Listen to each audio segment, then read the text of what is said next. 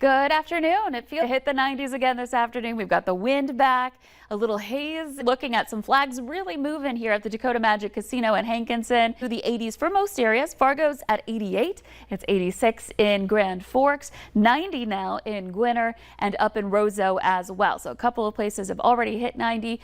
The cooler spot right along the Canadian border in North Dakota, 77 in Langdon. That's where we're closer to the front that's stalled out just to the north and west of us.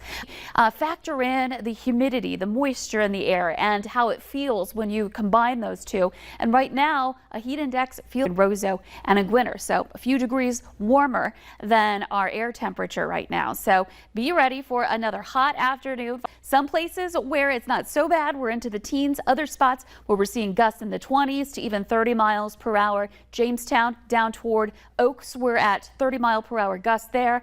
Out of this again, that potential for some muggy conditions too. And watch out in Minnesota. We've got concerns about near critical fire danger with the dry fuels, and the strong winds could lead to the spread of wildfire pretty quickly. Clouds, the chances for rain and thunder north of us into Canada and west of us right along the state line with Montana there. Eastward once that front gets on the move. Right now, we've got a big system to our east kind of gumming up the system here. Fred, now 5 miles per hour. You can see lots of rain and thunder associated with that, and that will continue to move off along the east coast, eventually clearing the U.S. The other storm, now Grace, is a hurricane, a Category 1 storm south of Cuba here and just to the east of the Yucatan Peninsula.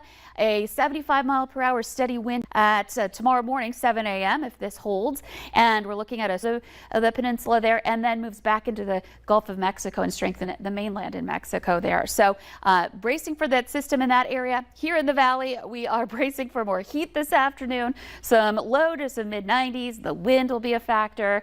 The humidity is going to be a factor for us too. And it's just going to be hot. As long as we're ahead of this front, we're looking at the heat impacting us today and even into tomorrow. Now, those of us who are closer to the front that's draped in the valley, that's where Rala and Harvey, if it holds together, it could have some impacts on our viewers in the Towner County area, back over into western Cavalier County, but mostly another warm, muggy night. Temperatures tomorrow morning, again, starting in the 70s here. So another warm start for your look ahead as at our potential rainfall map. We start to see the rain taking over during the afternoon and evening hours, especially Friday, and then into Friday night it starts to fill in more and more as it moves eastward. And so we're looking at at least a half inch of rain, and some places even more than that with this latest round. So that's something to be looking forward to, but with it comes the threat of severe weather, and that's something we're certainly going to have to watch for coming up for Friday. Chances for some rain into next week, which we could use even if we get a good amount. Let's start, but at least we get a cool down out of it. Yeah, you know, 90s. Yeah, I know a lot of people like 90s in the summertime, but it's been going for some time now. I think a lot of people want a break. You're right. Thank you, Lisa.